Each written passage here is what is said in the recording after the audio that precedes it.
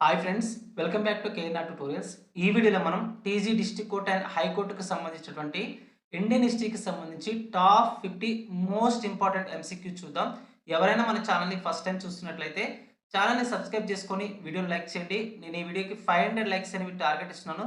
తప్పకుండా ఈ టార్గెట్ అనేది కంప్లీట్ చేయండి. చాలామంది చూస్తున్నారు కానీ లైక్ చేయట్లేదు. తప్పకుండా లైక్ చేసి సపోర్ట్ చేయండి. ఇలాంటి వీడియోస్ తీసుకురావడానికి మాకు చాలా సపోర్టివ్గా ఉంటుంది. సో అదే విధంగా ఈ 50 ఎంసీక్యూస్ అనేవి ఇండియన్ హిస్టరీ నుంచి 50 ఎంసీక్యూస్ అనేవి మనం 7000 ఎంసీక్యూస్ నుంచి శాంపిల్‌గా తీసుకొని చెప్పడం జరుగుతుంది. చాలామంది శాంపిల్ పీడిఎఫ్ ఇవ్వండి సార్ అని అడుగుతున్నారు. సో దీన్ని మీరు శాంపిల్ పీడిఎఫ్‌గా కన్సిడర్ చేయొచ్చు. మనం ఈ 7000 ఎంసీక్యూస్‌లో 100% సిలబస్‌ని కవర్ చేస్తూ మీరు ఏ కోర్ట్ ఎగ్జామ్ ప్రిపేర్ అవుతున్నా హైకోర్ట్ కానివ్వండి, డిస్ట్రిక్ట్ కోర్ట్ కానివ్వండి, సో దేనికి ప్రిపేర్ అవుతున్నా 100% సిలబస్‌ని కవర్ చేస్తూ మనం ఈ 7000 ఎంసీక్యూస్‌ని ఇవ్వడం జరిగింది. ఇందులో మీకు జనరల్ ఇంగ్లీష్ ఉంటుంది. అదేవిధంగా జీకే కూడా ఉంటుంది. కంప్లీట్ సిలబస్ అనేది మనం కవర్ చేయడం జరుగుతుంది. సో ఇందులో మీకు ఇంగ్లీష్ మీడియం వారికి కానివ్వండి, అదేవిధంగా తెలుగు మీడియం వారికి మెటీరియల్ అనేది అవైలబుల్‌గా ఉంది. దీన్ని మీరు ప్రింట్ తీసుకొని చదువుకోవచ్చు. ప్రింట్ తీసుకొని చదువుకోవచ్చు. ₹199కి మనం 7000 ఎంసీక్యూస్‌ని ప్రింట్ ఆప్షన్‌తో ఇవ్వడం జరుగుతుంది. మీ ప్రిపరేషన్‌ని కేవలం 20 డేస్ నుంచి 30 డేస్‌లో కంప్లీట్ చేయాలంటే తప్పకుండా ఈ మెటీరియల్ అనేది ప్రతి ఒక్కరి దగ్గర ఉండాలి. మీరు మీ ప్రత్యర్థికి కనుక కాంపిటీషన్ ఇవ్వాలనుకుంటే తప్పకుండా ఈ క్వెషన్స్ అనేవి మీకు తెలియాలి. ఓకేనా? 3 టైమ్స్ గనుక మీరు ఈ 7000 ఎంసీక్యూస్‌ని రివైజ్ చేయగలిగితే 100% సక్సెస్ అయ్యేటటువంటి అవకాశం అనేది ఉంటుంది. సో తప్పకుండా తీసుకోవడానికి ట్రై చేయండి. మీరు ఈ మెటీరియల్ తీసుకోవాలనుకుంటే ప్లే స్టోర్ నుంచి కేఎన్ఆర్ ట్యుటోరియల్స్ అనే యాప్‌ని డౌన్‌లోడ్ చేసుకొని మీరు ఈ మెటీరియల్ తీసుకోవచ్చు. లేదంటే యాప్‌కి సంబంధించినటువంటి లింక్ అనేది నేను కామెంట్ సెక్షన్‌లోను అదేవిధంగా డిస్క్రిప్షన్‌లోను ఇస్తాను. అక్కడి నుంచి కూడా మీరు యాప్‌ని డౌన్‌లోడ్ చేసుకొని ఈ కోర్సెస్‌ని అవైల్ చేసుకోవచ్చు. అదేవిధంగా వీడియో కోర్స్‌కి సంబంధించి కేవలం ₹199కే మనకి ఫుల్ వీడియో కోర్స్ అనేది టీజీ డిస్ట్రిక్ట్ కోర్ట్ అండ్ హైకోర్టుకి సంబంధించి లాంగ్ రన్‌లో ప్రిపేర్ అవుతున్న వాళ్ళ కోసం మనం కేవలం ₹199కే వీడియో కోర్స్ ప్రొవైడ్ చేస్తున్నాం. అది తీసుకోవాలనుకున్నా కూడా మీరు తీసుకోవచ్చు. లేదంటే కేవలం జనరల్ ఇంగ్లీష్‌కి సంబంధించినటువంటిది కేవలం ₹99కే మనం ఫుల్ వీడియో కోర్స్ అనేది అందిస్తున్నాం. అది కూడా మీరు తీసుకోవచ్చు. సో ఓకేనా. ప్లే స్టోర్‌లో కేఎన్ఆర్ ట్యుటోరియల్స్ అనే యాప్ ఉంటుంది. ఆ యాప్‌ని డౌన్‌లోడ్ చేసుకొని మీరు ఈ కోర్సెస్‌ని అవైల్ చేసుకోవచ్చు. లేదంటే డిస్క్రిప్షన్‌లోను, కామెంట్ సెక్షన్‌లోను లింక్ ఇస్తాను. అక్కడి నుంచి కూడా మీరు యాప్‌ని డౌన్‌లోడ్ చేసుకొని ఈ కోర్సెస్‌ని అవైల్ చేసుకోవచ్చు. సో ఫస్ట్ క్వెషన్ చూడండి. సింధు లోయ నాగరికత ప్రజల ప్రధాన ఓడరేవు ఏది? సింధు లోయ నాగరికత ప్రజల యొక్క ప్రధాన ఓడరేవు ఏది అంటున్నాడు. అంటే మనకి లోతల్. లోతల్ అనేది సింధు లోయ నాగరికత ప్రజల యొక్క ప్రధాన ఓడరేవుగా చెప్తాం. ఎక్కడుంది? గుజరాత్‌లో ఉంది. గుజరాత్‌లో ఉంది. సో ఏ నది ఒడ్డున ఉంది? అంటే భోగావో నది ఒడ్డున ఉంది. భోగావో నది ఒడ్డున ఉంది. సో ఇదే మనకి మొట్టమొదటి మానవుల చేత నిర్మించినటువంటి మొట్టమొదటి ఓడరేవుగా చెప్తాం. మొట్టమొదటి ఓడరేవుగా చెప్తాము. సో ఈ నగరంలోనే మనకి ఈ లోతాల్ నగరంలోనే మనకి కొలతలకు సంబంధించినటువంటి స్కేల్ అనేది లభించింది. ఓకేనా? కొలబద్ద అంటాం. స్కేల్ అనేది లభించింది. నెక్స్ట్ వరికి సంబంధించినటువంటి ఆనవాళ్ళు కూడా ఈ లోతల్లోనే లభించడం జరిగింది. నెక్స్ట్ క్వెషన్ చూడండి. వేదం అనే పదానికి అర్థం ఏమిటి? వేదం లేదా వేద అనే పదానికి అర్థం ఏంటంటే జ్ఞానం. జ్ఞానం లేదా నాలెడ్జ్ అంటాం. జ్ఞానం లేదా నాలెడ్జ్ అంటాం. సో ఇక్కడ మనకి ఎన్ని వేదాలున్నాయి? మొత్తం 4 వేదాలున్నాయి. ఒకటి ఋగ్వేదం, ఇంకొకటి యజుర్వేదం, ఇంకొకటి సామవేదం, నెక్స్ట్ అథర్వణ వేదం. ఓకేనా? సో ఇక్కడ ఋగ్వేదం ఏం చెప్తుంది? అంటే ఇక్కడ ఇది అత్యంత ప్రాచీనమైనది. ఋగ్వేదం అనేది మనకి అత్యంత ప్రాచీనమైనది. ఇది మంత్రాల గురించి తెలియజేస్తుంది. ఓకేనా? నెక్స్ట్ యజుర్వేదం అనేది యజ్ఞయాగాదుల గురించి తెలియజేస్తుంది. నెక్స్ట్ సామవేదం అనేది భారతీయ సంగీతం గురించి తెలియజేస్తుంది. నెక్స్ట్ అథర్వణ వేదం అనేది వైద్యం మరియు మంత్రతంత్రాల గురించి తెలియజేస్తుంది. సో ఇవి మనకి 4 వేదాలు జ్ఞానానికి సంబంధించినటువంటివి. Next question. గౌతమ బుద్ధుడు తన మొదటి ప్రసంగం ఎక్కడ ఇచ్చాడు? గౌతమ బుద్ధుడు తన మొదటి ప్రసంగం ఎక్కడ ఇచ్చాడంటే సారనాథ్‌లో ఇచ్చాడు.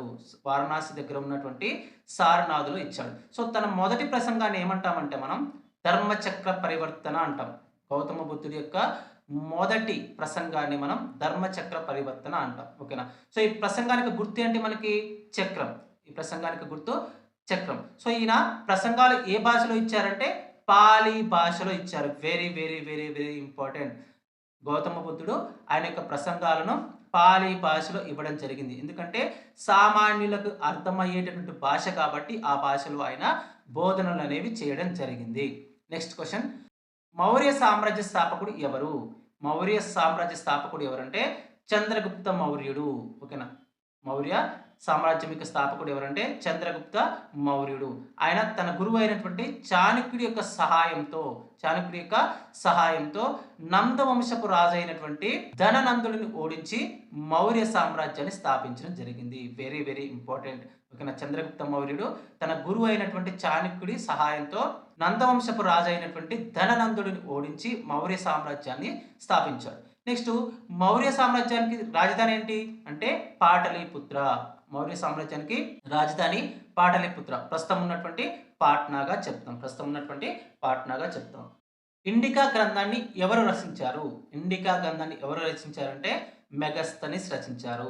ఇండికా గ్రంథాన్ని మెగస్తనిస్ రచించారు. సో ఈయన ఎవరు అంటే గ్రీకు రాయబారి. ఈయన ఎవరంటే గ్రీకు రాయబారి. ఓకేనా, గుర్తుపెట్టుకోండి. గ్రీకు రాజు అయినటువంటి సెల్యూకస్ నికేటర్ పంపినటువంటి రాయబారి మనకి Megasthenes. Very very important. So ఈయన రాసినటువంటి గ్రంథమే మనకి ఇండికా గ్రంథం. ఓకేనా. సో ఇది ఏం తెలియజేస్తుంది? మౌర్యుల కాలం నాటి నగర పాలన, అదేవిధంగా సైనిక వ్యవస్థ గురించి తెలియజేస్తుంది. మెగస్తనిస్ రాసినటువంటి ఇండికా గ్రంథం అనేది మౌర్యుల కాలం నాటి నగర పాలన, అదేవిధంగా సైనిక వ్యవస్థ గురించి తెలియజేస్తుంది. నెక్స్ట్ క్వశ్చన్ చూడండి. అశోకుడు కళింగ యుద్ధం ఎప్పుడు చేశాడు?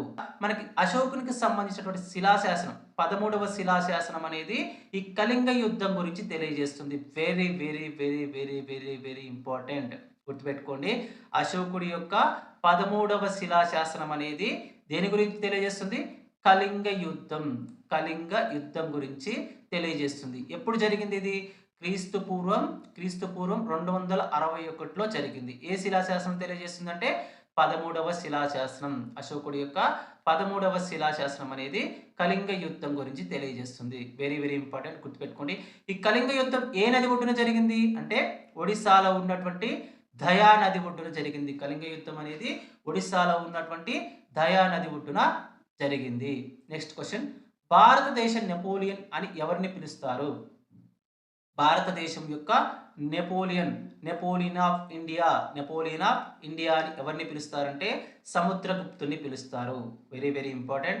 నెపోలియన్ లాగా సముద్రగుప్తుడు కూడా ఓటమి ఎరిగినటువంటి వీరుడు. ఎందుకంటే ఉత్తర భారతదేశంలో 9 మంది రాజులను ఓడించి దక్షిణాన 12 మంది రాజులను ఓడించాడు. ఓకేనా. సో ఇక్కడ గుర్తుపెట్టుకోండి. ఇక్కడ నెపోలియన్ లాగా సముద్రగుప్తుడు కూడా ఓటమి ఎరగనటువంటి వీరుడు. ఉత్తర భారతదేశంలో 9 మందిని, అదేవిధంగా దక్షిణ భారతదేశంలో 12 మంది రాజులను ఓడించి తన సామ్రాజ్యాన్ని విస్తరించాడు. అందుకే ఆయనకు చరిత్రకారుడైన విఏ స్మిత్ భారతదేశ నెపోలియన్ లేదా నెపోలియన్ ఆఫ్ ఇండియా అనే బిరుదుని ఇవ్వడం జరిగింది. Very very important. చాలా ఎగ్జామ్స్లో అడిగినటువంటి క్వశ్చన్. భారతదేశ నెపోలియన్ ఎవరు అని చాలా ఎగ్జామ్స్లో అడిగినటువంటి క్వశ్చన్, గుర్తుపెట్టుకోండి. నెక్స్ట్ క్వశ్చన్ చూడండి. గుప్తుల కాలంలో అధికార భాష ఏది? వెరీ వెరీ ఇంపార్టెంట్ ఇది కూడా. గుప్తుల కాలంలో అధికార భాష సంస్కృత భాష. ఓకేనా. సో గుప్తుల కాలాన్ని మనం ఏమని పిలుస్తాం? సంస్కృత సాహిత్యానికి స్వర్ణయుగం అని పిలుస్తాం. ఓకేనా. సో గుప్తుల కాలాన్ని మనం సంస్కృత సాహిత్యానికి స్వర్ణయుగం అని పిలుస్తాము. సో వాడు క్వశ్చన్ ఏమడుగుతాడు? సంస్కృత సాహిత్యానికి స్వర్ణయుగం అని ఏ కాలాన్ని పిలుస్తాం అని అడుగుతాడు. గుప్తుల కాలాన్ని మనం సంస్కృత సాహిత్యానికి స్వర్ణయుగంగా పిలుస్తాము. సో ఇక్కడ ఇండియన్ షేక్స్పియర్గా పిలిచేటటువంటి కాళిదాసు రెండవ చంద్రగుప్తుడు అయినటువంటి అతని పేరే మనకి విక్రమాదిత్య అంటాం. ఆయన ఆస్థానంలో నవరత్నాలలో ఒకడు. సో ఇండియన్ షేక్స్పియర్ అని ఎవరిని పిలుస్తాం? కాళిదాసుని ఇండియన్ షేక్స్పియర్ అని పిలుస్తాం. ఎవరి ఆస్థానంలో ఒకడంటే చంద్రగుప్తుని ఆస్థానంలో నవరత్నాలలో ఒకడు. ఆయన రాసినటువంటి నవలలు అంటే మనకి శాకుంతలం. ఓకేనా. నెక్స్ట్ మేఘ సందేశం, నెక్స్ట్ రఘువంశం. ఇవన్నీ కూడా ఆయన సంస్కృతంలోనే రాయడం జరిగింది. ఎవరి ఆస్థానంలో? రెండవ చంద్రగుప్తుడు లేదా విక్రమాదిత్య ఆస్థానంలో. ఈయన్నే మనం ఇండియన్ షేక్స్పియర్ అంటాము. Next question. హర్షవర్ధనుడి ఆస్థాన కవి ఎవరు? హర్షవర్ధనుడి యొక్క ఆస్థాన కవి ఎవరంటే బాణభట్టు మనకి హర్షవర్ధనుడి యొక్క ఆస్థాన కవిగా చెప్తాము. సో ఈయన రాసినటువంటి రచన ఏంటి? హర్షచరిత అనేది ఎవరు రాశారు? బాణభట్టు రాశారు. ఎవరి ఆస్థానంలో కవి? హర్షవర్ధనుడి యొక్క ఆస్థానంలో కవి. Next question. ఎల్లోరాలోని ప్రసిద్ధ కైలాసనాథ ఆలయాన్ని నిర్మించినది ఎవరు? ఎల్లోరాలోని ప్రసిద్ధ కైలాసనాథ ఆలయాన్ని నిర్మించింది ఎవరంటే మనకి మొదటి కృష్ణుడు మనకి ఎల్లారాలోని ప్రసిద్ధ కైలాసనాథ ఆలయాన్ని నిర్మించడం జరిగింది. గుర్తుపెట్టుకోండి. ఏ వంశానికి చెందినటువంటి వ్యక్తి? రాష్ట్రకూట వంశానికి చెందినటువంటి మొదటి కృష్ణుడు ఎల్లోరాలోని ప్రసిద్ధ కైలాసనాథ ఆలయాన్ని నిర్మించడం జరిగింది. సో దీనికి ప్రత్యేకత ఏంటంటే ఇది ఒక ఏకశిలా నిర్మాణం. ఈ ఆలయం అనేది ఒక ఏకశిలా నిర్మాణం. అంటే ఒకే శిల ద్వారా చెక్కినటువంటి ఆలయంగా చెప్తాం ఈ కైలాసనాథ ఆలయాన్ని. సో ఎక్కడుంది ఇది? ఎల్లోరాలోని మొత్తం 34 గృహల్లో 16వ గృహలో ఉంది. కేవ్ నెంబర్ 16లో ఉంది. సో ఏ శైలిలో నిర్మించారు దీన్ని? ద్రావిడ శైలిలో నిర్మించారు. Very very very important. Group 1, group 2 ఎగ్జామ్స్లో చాలా సార్లు అడిగినటువంటి క్వశ్చన్ దీనిపైన. సో నెక్స్ట్ క్వశ్చన్ చూడండి. ఢిల్లీ సుల్తాన్లలో మార్కెట్ సంస్కరణలు ప్రవేశపెట్టింది ఎవరు? ఢిల్లీ సుల్తాన్లలో మార్కెట్ రిఫార్మ్స్ లేదా మార్కెట్ సంస్కరణలు ఎవరు ప్రవేశపెట్టారంటే అల్లావుద్దీన్ ఖిల్జీ. ఆప్షన్ సి అనేది కరెక్ట్ ఆన్సర్ అవుతుంది. Next question. భారతదేశానికి సముద్ర మార్గాన్ని వాస్కోడిగామా ఎప్పుడు కనుగొన్నారు? భారతదేశానికి వాస్కోడిగామా సముద్ర మార్గాన్ని 1498లో కనుగొన్నారు. ఓకేనా. సో ఆయన మొదటిసారిగా కాలికట్ ప్రాంతానికి చేరుకోవడం ద్వారా ఆయన సముద్ర మార్గాన్ని కనుగొన్నాడని తెలిసింది. నెక్స్ట్ క్వశ్చన్ చూడండి. మొఘల్ సామ్రాజ్య స్థాపకుడు ఎవరంటే బాబర్ మొఘల్ సామ్రాజ్యం యొక్క స్థాపకుడు. 1526లో మొదటి పానిపట్టు యుద్ధంలో విజయం సాధించడం ద్వారా ఆయన మొఘల్ సామ్రాజ్యాన్ని స్థాపించడం జరిగింది. ఆప్షన్ బి అనేది కరెక్ట్ ఆన్సర్ అవుతుంది. Next question. అక్బర్ ఆస్థానంలో ప్రసిద్ధ సంగీతకారుడు ఎవరంటే Tansen. Very very very very important. Next question. Taj Mahal ఎవరు నిర్మించారు? తాజ్ మహల్ను షాజహాన్ నిర్మించారు. మీ అందరికీ తెలుసు. ఓకేనా. సో తన భార్య అయినటువంటి ముంతాజ్ యొక్క జ్ఞాపకార్థం ఆయన ఈ తాజ్ మహల్ను నిర్మించడం జరిగింది. సో ఈ తాజ్ మహల్ నిర్మాణం అనేది పూర్తి కావడానికి మనకి ఎన్ని సంవత్సరాలు పట్టింది? 22 సంవత్సరాలు పట్టింది. ఎప్పటి నుంచి ఎప్పటి వరకు? 1632 నుంచి 1653 వరకు 22 సంవత్సరాలు పట్టింది. దీన్ని ఏ రాయితో నిర్మించారు అంటే రాజస్థాన్ నుంచి తీసుకొచ్చినటువంటి మక్రానా అనే రాయి ద్వారా దీన్ని నిర్మించడం జరిగింది. ఇది ఒక తెల్ల పాలరాతి రాయితో దీన్ని నిర్మించడం జరిగింది. సో ఏ నది ఒడ్డున ఉంది? ఆగ్రాలో యమునా నది ఒడ్డున ఉంది. తాజ్మహల్ అనేది ఆగ్రాలో యమునా నది ఒడ్డున ఉంది. Very very important. ఓకేనా. ఇలా కూడా అడుగుతాడు. తాజ్మహల్ అనేది ఎక్కడుంది, లేకపోతే ఏ నది ఒడ్డున ఉంది, ఏ రాయితో నిర్మించారు, లేకపోతే ఎన్ని సంవత్సరాలు పట్టింది నిర్మించడానికి, ఎవరి జ్ఞాపకార్థం నిర్మించారు, ఎవరు నిర్మించారని కూడా అడిగేటటువంటి అవకాశం అనేది ఉంది. Next question. ఇన్ ఈ అక్బరీ రచయిత ఎవరంటే మనకి అబుల్ ఫజల్ ఇన్ ఈ అక్బరీని రాయడం జరిగింది. ఆప్షన్ బి అనేది కరెక్ట్ ఆన్సర్ అవుతుంది. Next question. ఖల్సా పంత్ ను స్థాపించిన సిక్కు గురువు ఎవరంటే 10వ సిక్కు గురువు అయినటువంటి గురు గోవింద్ సింగ్. 10వ సిక్కు గురువు అయినటువంటి గురు గోవింద్ సింగ్ ఖల్సా పంత్ను స్థాపించడం జరిగింది. ఆప్షన్ సి అనేది కరెక్ట్ ఆన్సర్ అవుతుంది. Next question. 1857 సిపాయిల తిరుగుబాటు సమయంలో మొఘల్ చక్రవర్తి ఎవరు? 1857 సిపాయిల తిరుగుబాటు సమయంలో మొఘల్ చక్రవర్తి ఎవరంటే బహదూర్ షా జాఫర్ మనకి 1857 సిపాయిల తిరుగుబాటు సమయంలో మొఘల్ చక్రవర్తిగా ఉన్నారు. ఆప్షన్ ఏ అనేది కరెక్ట్ ఆన్సర్ అవుతుంది. Next question. Indian national Congress ఎప్పుడు స్థాపించబడింది? ఇండియన్ నేషనల్ కాంగ్రెస్ ఐఎన్సి అనేది very very very very very important question ఇది. ఓకేనా. చాలా సార్లు అడిగినటువంటి క్వశ్చన్. సో ఎప్పుడు అంటే 1885లో ఇండియన్ నేషనల్ కాంగ్రెస్ను ఏఓయు స్థాపించడం జరిగింది. ఓకేనా. సో ఇండియన్ నేషనల్ కాంగ్రెస్ని 1885లో ఏఓయు అనేటువంటి వ్యక్తి స్థాపించడం జరిగింది. ఆప్షన్ బి అనేది కరెక్ట్ ఆన్సర్ అవుతుంది. నెక్స్ట్ క్వశ్చన్ చూడండి. వందే మాతరం గీతాన్ని ఎవరు రచించారు? బకిం చంద్ర చటర్జీ వందే మాతరం గీతాన్ని రచించారు. ఎక్కడి నుంచి తీసుకున్నారు? ఆనంద్ మఠ్ అనే నవల నుండి తీసుకున్నారు. చాలా సార్లు అడిగాడు ఈ క్వశ్చన్. Next question. బెంగాల్ విభజన ఎప్పుడు జరిగింది? బెంగాల్ విభజన అనేది 1905లో జరిగింది. బెంగాల్ పార్టీషన్ లేదా బెంగాల్ విభజన అనేది 1905లో ఎవరు చేశారు? లార్డ్ లార్డ్ కర్జన్ 1905లో బెంగాల్ విభజనను చేయడం జరిగింది. డేట్ అనేది చాలా చాలా ఇంపార్టెంట్. అదేవిధంగా సో అప్పుడున్నటువంటి ఎవరు బెంగాల్ విభజన చేశారనేది కూడా మనకి చాలా చాలా important. Next question, Jallian Walabagh ఊచకోత ఎప్పుడు జరిగింది? దీన్నే మనం ఏమంటాం? జలియన్ వాలాబాగ్ మస్కర్ అంటాం. ఓకేనా? సో జలియన్ వాలాబాగ్ మస్కర్ ఎప్పుడు జరిగింది అంటే 1919 ఏప్రిల్ 13 జరిగింది. 1919 ఏప్రిల్ 13న జరిగింది. ఓకేనా? సో ఎందుకు జరిగింది అంటే అప్పటి బ్రిటిష్ ప్రభుత్వం ఏం చేసిందంటే రౌలత్ చట్టాన్ని తీసుకొచ్చింది. రౌలత్ చట్టం అనేది తీసుకొచ్చింది. దాన్ని వ్యతిరేకిస్తూ ఇద్దరు ముఖ్యమైనటువంటి నాయకులు డాక్టర్ సైఫుద్దీన్ కిచ్లు అదేవిధంగా డాక్టర్ సత్యపాల్ ఉద్యమాన్ని స్టార్ట్ చేయడం జరిగింది. సో ఓకేనా? సో ఆ ఉద్యమాన్ని స్టార్ట్ చేసిన తర్వాత వీరిద్దరిని అరెస్ట్ చేశారు. సో వీరిద్దరిని అరెస్ట్ చేయడం వల్ల పెద్ద ఎత్తున ప్రజలు తిరుగుబాటు చేశారు. దాని మూలంగా మనకి ఈ జనరల్ రెజినాల్డ్ డయర్ అనే వ్యక్తి ప్రజలపైన కాల్పులు జరిపి ఈ జలియన్ వాలాబాగ్ ఊచకోతకు కారణమయ్యారు. ఓకేనా? సో ఆప్షన్ ఏ అనేది మనకి కరెక్ట్ ఆన్సర్ అవుతుంది. జలియన్ వాలాబాగ్ ఊచకోత లేదా జలియన్ వాలాబాగ్ మస్కర్ ఎప్పుడు జరిగింది అంటే 1919 ఏప్రిల్ 13 జరిగింది. ఆప్షన్ ఏ అనేది మనకి కరెక్ట్ ఆన్సర్ అవుతుంది. నెక్స్ట్ క్వశ్చన్, స్వరాజ్యం నా జన్మ హక్కు అని నినదించింది ఎవరు? స్వరాజ్యం నా జన్మ హక్కు, Swaraj is my birth right అని నినదించింది ఎవరంటే బాల Gangadhar Tilak.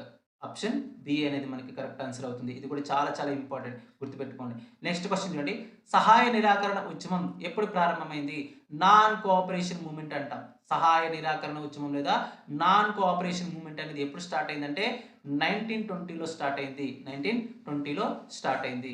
Next question, quit India movement లేదా క్విట్ ఇండియా ఉద్యమం ఎప్పుడు ప్రారంభమైంది అంటే 1942లో ప్రారంభమైంది. సో ఈ క్విట్ ఇండియా ఉద్యమంలోనే మనకి డూ ఆర్ డై అనే నినాదాన్ని ఇవ్వడం జరిగింది. ఆప్షన్ సి అనేది మనకి కరెక్ట్ ఆన్సర్ అవుతుంది. నెక్స్ట్ క్వశ్చన్, ఆజాద్ హింద్ ఫౌజ్ ని ఎవరు స్థాపించారు? ఆజాద్ హింద్ ఫౌజ్ ని ఎవరు స్థాపించారంటే రాజ్ బిహారీ బోస్ అదేవిధంగా మోహన్ సింగ్ ఈ ఇద్దరు కలిసి ఆజాద్ హింద్ ఫౌజ్ ను స్థాపించడం జరిగింది. చాలా మంది కన్ఫ్యూజ్ అవుతారు, సుభాష్ చంద్రబోస్ అనుకుంటారు. కానీ ఇక్కడ అసలు స్థాపించింది ఎవరంటే రాజ్ బిహారీ బోస్. నెక్స్ట్ మోహన్ సింగ్ స్థాపిస్తే ఎవరు పునర్వ్యవస్థీకరించారంటే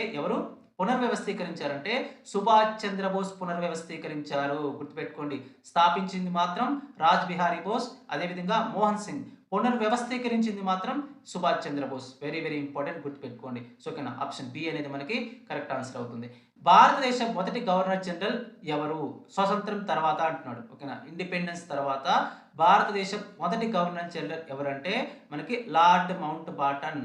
స్వాతంత్రం తర్వాత భారతదేశం యొక్క మొదటి గవర్నర్ జనరల్ ఎవరంటే లార్డ్ మౌంట్ బాటన్. ఈయన బ్రిటిష్ కు చెందినటువంటి వ్యక్తి. ఓకేనా, స్వతంత్రం తర్వాత భారతదేశానికి మొట్టమొదటి బ్రిటిష్ గవర్నర్ జనరల్ ఎవరంటే లార్డ్ మౌంట్ బాటన్. అదే మనకి స్వతంత్రం తర్వాత భారతదేశం యొక్క మొట్టమొదటి భారత గవర్నర్ జనరల్ ఎవరంటే ఇక్కడ సి రాజగోపాలాచారి భారతదేశం నుంచి గవర్నర్ జనరల్ గా చేయడం జరిగింది. ఆప్షన్ ఏ అనేది మనకి కరెక్ట్ ఆన్సర్ అవుతుంది. భారతదేశ మొదటి governor general British governor general ఎవరంటే లార్డ్ మౌంట్ బాటన్. ఆప్షన్ ఏ అనేది కరెక్ట్ ఆన్సర్ అవుతుంది. నెక్స్ట్ క్వశ్చన్, ప్లాసీ యుద్ధం ఎప్పుడు జరిగింది? బ్యాటిల్ ఆఫ్ ప్లాసీ అంటాం. ప్లాసీ యుద్ధం అనేది ఎప్పుడు జరిగింది అంటే 1757లో సిరాజుద్దౌలా మరియు రాబర్ట్ క్లైవ్ల మధ్య జరిగింది. Very very very very very important. Plassey యుద్ధం అనేది 1757లో సిరాజుద్దౌలా మరియు రాబర్ట్ క్లైవ్ల మధ్య జరిగింది. చాలా సార్లు అడిగినటువంటి క్వశ్చన్ ఇది. నెక్స్ట్ క్వశ్చన్, ఆర్య సమాజాన్ని ఎవరు స్థాపించారు? ఆర్య సమాజాన్ని స్వామి దయానంద సరస్వతి 1875లో స్థాపించడం జరిగింది. ఆర్య సమాజాన్ని ఎవరు స్థాపించారు? స్వామి దయానంద సరస్వతి స్థాపించారు. ఎప్పుడు స్థాపించారు? 1875లో స్థాపించారు. నెక్స్ట్ క్వశ్చన్, బ్రహ్మ సమాజాన్ని ఎవరు స్థాపించారు? బ్రహ్మ సమాజాన్ని 1828లో రాజా రామ్మోహన్ రాయ్ 1828లో బ్రహ్మ సమాజాన్ని స్థాపించారు. Very very very important. చాలా సార్లు రిపీటెడ్గా అడిగినటువంటి క్వశ్చన్. చాలా ఇంపార్టెంట్ క్వశ్చన్, గుర్తుపెట్టుకోవడానికి ట్రై చేయండి. ఓకేనా, సో ఆప్షన్ ఏ అనేది మనకి కరెక్ట్ ఆన్సర్ అవుతుంది. నెక్స్ట్ క్వశ్చన్, గాంధీజీ తన రాజకీయ గురువుగా ఎవరిని భావించేవారు? గాంధీజీ తన రాజకీయ గురువుగా ఎవరిని భావించేవారంటే గోపాలకృష్ణ గోఖలే. గోపాలకృష్ణ గోఖలేని గాంధీజీ యొక్క రాజకీయ గురువుగా చెప్తారు. ఇది కూడా మనకి చాలా సార్లు అడిగినటువంటి క్వశ్చన్. నెక్స్ట్ క్వశ్చన్, సరిహద్దు గాంధీ లేకపోతే ఫ్రాంటియర్ గాంధీ అని ఎవరిని పిలుస్తారు? సరిహద్దు గాంధీ లేదా ఫ్రాంటియర్ గాంధీ అని ఎవరిని పిలుస్తారంటే ఖాన్ అబ్దుల్ గాఫర్ ఖాన్. ఖాన్ అబ్దుల్ గాఫర్ ఖాన్ ని సరిహద్దు గాంధీ లేదా ఫ్రాంటియర్ గాంధీ అని పిలుస్తాం. ఆప్షన్ ఏ అనేది కరెక్ట్ ఆన్సర్ అవుతుంది. నెక్స్ట్ క్వశ్చన్, భారతదేశంలో శాశ్వత శిస్తు నిర్ణయ పద్ధతిని ఎవరు ప్రవేశపెట్టారు? భారతదేశంలో శాశ్వత శిస్తు నిర్ణయ పద్ధతి లేదా పర్మనెంట్ సెటిల్మెంట్ విధానాన్ని ఎవరు ప్రవేశపెట్టారంటే లార్డ్ కార్న్వాలిస్. లార్డ్ కార్న్వాలిస్ 1793లో భారతదేశంలో శాశ్వత శిస్తు నిర్ణయ పద్ధతి లేదా పర్మనెంట్ సెటిల్మెంట్ మెథడ్ను తీసుకురావడం జరిగింది. ఓకేనా? సో ఆప్షన్ బి అనేది కరెక్ట్ ఆన్సర్ అవుతుంది. నెక్స్ట్ క్వశ్చన్, హరప్పా నాగరికతను ఏ సంవత్సరంలో కనుగొన్నారు? హరప్పా నాగరికతను 1921లో దయారాం సహాని 1921లో హరప్పా నాగరికతను కనుగొనడం జరిగింది. ఆప్షన్ బి అనేది కరెక్ట్ ఆన్సర్ అవుతుంది. Very very important. 3 round table సమావేశాలకు హాజరైన వ్యక్తి ఎవరు? Very very very very important question ఇది. చాలా సార్లు గ్రూప్ 1, గ్రూప్ 2, గ్రూప్ 4 ఎగ్జామ్లో అడిగినటువంటి క్వశ్చన్ ఇది. గుర్తుపెట్టుకోండి. 3 రౌండ్ టేబుల్ సమావేశాలకు హాజరైన వ్యక్తి ఎవరంటే doctor BR Ambedkar. Doctor BR Ambedkar జరిగినటువంటి 3 రౌండ్ టేబుల్ సమావేశాలకు కూడా హాజరవ్వడం జరిగింది. ఆప్షన్ సి అనేది మనకి కరెక్ట్ ఆన్సర్ అవుతుంది. నెక్స్ట్ క్వశ్చన్ చూడండి, కాకతీయ సామ్రాజ్య రాజధాని ఏది? అంటే ఓరుగల్లు లేదా వరంగల్లు. ఓకేనా? ఒకప్పుడు ఓరుగల్లు అని పిలిచేవారు, ఇప్పుడు వరంగల్ అని పిలుస్తున్నారు. ఇదే మనకి కాకతీయ సామ్రాజ్యం యొక్క రాజధానిగా చెప్తాము. నెక్స్ట్ క్వశ్చన్, విజయనగర సామ్రాజ్య స్థాపకులు ఎవరు? విజయనగర సామ్రాజ్య స్థాపకులు ఎవరంటే హరిహరరాయలు మరియు బుక్కరాయలు. హరిహరరాయలు మరియు బుక్కరాయలు 1336వ సంవత్సరంలో 1336లో విజయనగర సామ్రాజ్యాన్ని స్థాపించడం జరిగింది. ఇది కూడా వెరీ వెరీ ఇంపార్టెంట్, గుర్తుపెట్టుకోండి. నెక్స్ట్ క్వశ్చన్, అముక్తమాల్యద గ్రంథాన్ని ఎవరు రచించారు? అముక్తమాల్యద గ్రంథాన్ని ఎవరు రచించారంటే శ్రీకృష్ణ దేవరాయలు. శ్రీకృష్ణ దేవరాయలు అముక్తమాల్యద అనే గ్రంథాన్ని రాయడం జరిగింది. ఈ గ్రంథంలోనే మనకి తెలుగు లెస్స అనే వాక్యాన్ని చెప్పడం జరిగింది. ఓకేనా? ఆప్షన్ బి అనేది కరెక్ట్ ఆన్సర్ అవుతుంది. నెక్స్ట్ క్వశ్చన్, రెండవ పానిపట్టు యుద్ధం ఎప్పుడు జరిగింది? సెకండ్ బ్యాటిల్ ఆఫ్ పానిపట్ ఎప్పుడు జరిగిందంటే 1556లో అక్బర్కి మరియు హేముకు మధ్య. ఓకేనా? అక్బర్కి మరియు హేముకు మధ్య 1556లో రెండవ పానిపట్టు యుద్ధం అనేది జరిగింది. గుర్తుపెట్టుకోండి, వెరీ వెరీ ఇంపార్టెంట్. ఓకేనా? రెండవ పానిపట్టు యుద్ధం అనేది అక్బర్కి మరియు హేముకు మధ్య ఎప్పుడు జరిగింది? 1556వ సంవత్సరంలో జరిగింది. భారతదేశంలో ఇంగ్లీష్ విద్యను ఎవరు ప్రవేశపెట్టారు అంటే మనకి లార్డ్ మెకాలే. 1835లో లార్డ్ మెకాలే భారతదేశంలో ఇంగ్లీష్ విద్యను ప్రవేశపెట్టడం జరిగింది. వెరీ వెరీ ఇంపార్టెంట్, గుర్తుపెట్టుకోండి. చాలా సార్లు అడిగినటువంటి క్వశ్చన్ ఇది కూడా. ఓకేనా? సో ఆప్షన్ బి అనేది మనకి కరెక్ట్ ఆన్సర్ అవుతుంది. నెక్స్ట్ క్వశ్చన్, సతీ సహగమనం నిషేధ చట్టం ఎప్పుడు వచ్చింది? సతీ సహగమన నిషేధ చట్టం అనేది ఎప్పుడు వచ్చిందంటే మనకి 1829లో సతీ సహగమన నిషేధ చట్టం అనేది తీసుకురావడం జరిగింది. Very very very very very very important. So నేను తీసుకున్న క్వశ్చన్స్ అన్ని కూడా చాలా చాలా ఇంపార్టెంట్ క్వశ్చన్.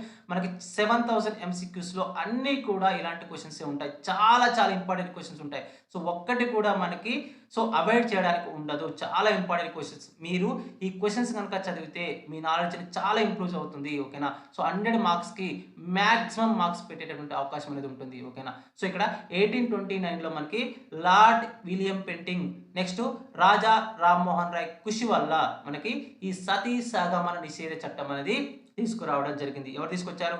బ్రిటిష్ ప్రభుత్వం తీసుకురావడం జరిగింది. ఎవరి కృషి వల్ల?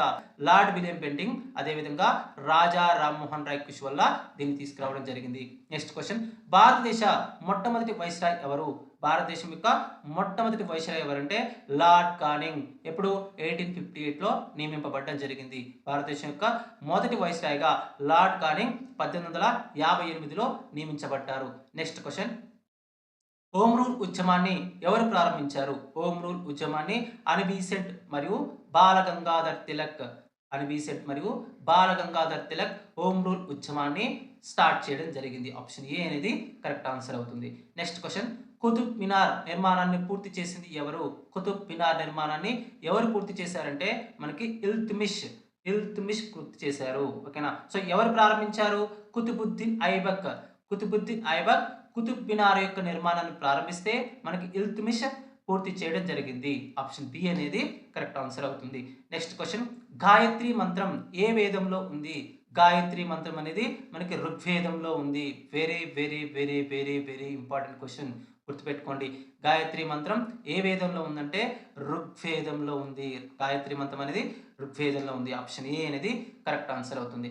నెక్స్ట్ క్వశ్చన్, అలెగ్జాండర్ భారతదేశంపై ఎప్పుడు దండెత్తాడు? అలెగ్జాండర్ భారతదేశం పైన క్రీస్తు పూర్వం 326లో చాలా సార్లు అడిగినటువంటి క్వశ్చన్ ఇది. అలెగ్జాండర్ క్రీస్తు పూర్వం 326లో భారతదేశం పైన దండెత్తడం జరిగింది. ఆప్షన్ ఏ అనేది కరెక్ట్ ఆన్సర్ అవుతుంది. Next question, the grand old men of India అని ఎవరిని పిలుస్తారు? The grand old men of India అని దాదాబాయి నవరోజిని పిలుస్తారు. దాదాబాయి నవరోజిని the grand old man of India అని పిలుస్తారు. అయితే మనం భారతదేశ కురవృద్ధుడు లేకపోతే the grand old man of India అని పిలుస్తాము. ఈయన మనకి ఐఎన్సి స్థాపక సభ్యుల్లో ఒకరిగా ఉన్నారు. భారత జాతీయ కాంగ్రెస్ స్థాపక సభ్యుల్లో ఒకరుగా ఉన్నారు. ఓకేనా. సో బ్రిటిష్ వారు భారతదేశ సంపదను ఇంగ్లాండ్కు తరలించుకుపోతున్న కాలంలో ఎలా ఆ సంపదను తరలించుకుపోతున్నారో అని చెప్పి ఒక సంపద తరలింపు సిద్ధాంతాన్ని ఆయన ప్రతిపాదించడం జరిగింది. నెక్స్ట్ ఆయన రాసిన గ్రంథం ఏంటి మనకి? Poverty and un British rule in India. ఎప్పుడు 1901లో poverty and un British rule in India అనే పుస్తకాన్ని ఎవరు రాశారంటే దాదాబాయి నవరోజీ రాశారు. ఆయనే మనం భారతదేశ కురవృద్ధుడు అంటాం. ఆయనే భారతదేశ కురవృద్ధుడు అంటాం. ఆయన ప్రతిపాదించిన సిద్ధాంతం ఏంటి? సంపద తరలింపు సిద్ధాంతం, డ్రెయిన్ ఆఫ్ వెల్త్ థియరీని ఆయన ప్రతిపాదించడం జరిగింది. ఓకేనా. సో ఆప్షన్ బి అనేది మనకి కరెక్ట్ ఆన్సర్ అవుతుంది. నెక్స్ట్ క్వశ్చన్, బౌద్ధ మత పవిత్ర గ్రంథాలను ఏమంటారు? బౌద్ధ మతం యొక్క పవిత్ర గ్రంథాలను ఏమంటామంటే త్రిపీఠికాలు అంటాం. గుర్తుపెట్టుకోండి, బౌద్ధ మత పవిత్ర గ్రంథాలను ఏమంటాం? త్రిపీఠికాలు అంటాం. సో ఏ భాషలో రాశారు ఈ త్రిపీఠికాలను అంటే పాలి భాషలో రాశారు. గుర్తుపెట్టుకోండి, గౌతమ బుద్ధుడు కూడా తన యొక్క బోధనలో ఎందులో ఇచ్చారు? ఏ భాషలో ఇచ్చారు? పాలి భాషలో ఇచ్చారు. అదేవిధంగా త్రిపీఠికాలను కూడా పాలి భాషలో రాయడం జరిగింది. సో బౌద్ధ మతానికి సంబంధించి త్రిపీఠికాలు పాలి భాషలో రాయబడ్డాయి. అవి ఏవంటే మనకి వినయ పీఠిక, సుత్త పీఠిక, నెక్స్ట్ అభిధమ్మ పీఠిక. వినయ పీఠిక ఏం చెప్తుంది? నియమాలు లేదా రూల్స్ గురించి చెప్తుంది. నెక్స్ట్ సుత్త పీఠిక ఏం చెప్తుంది? బోధనల గురించి చెప్తుంది. నెక్స్ట్ అభిధమ్మ పీఠిక ఏం చెప్తుంది? తత్వశాస్త్రం గురించి చెప్తుంది. అన్నీ కూడా మనకి ఏ భాషలో రాయబడ్డాయి? పాలి భాషలో రాయబడ్డాయి. ఓకేనా. గౌతమ బుద్ధుడు కూడా తన యొక్క బోధనలో పాలి భాషలో చేయడం జరిగింది. నెక్స్ట్ క్వశ్చన్, మహాబలిపురంలోని రథ దేవాలయాలను ఎవరు నియమించారు? మహాబలిపురంలో ఉన్నటువంటి రథ దేవాలయాలను పల్లవులు నిర్మించారు. ఓకేనా. ఆప్షన్ బి అనేది కరెక్ట్ ఆన్సర్ అవుతుంది.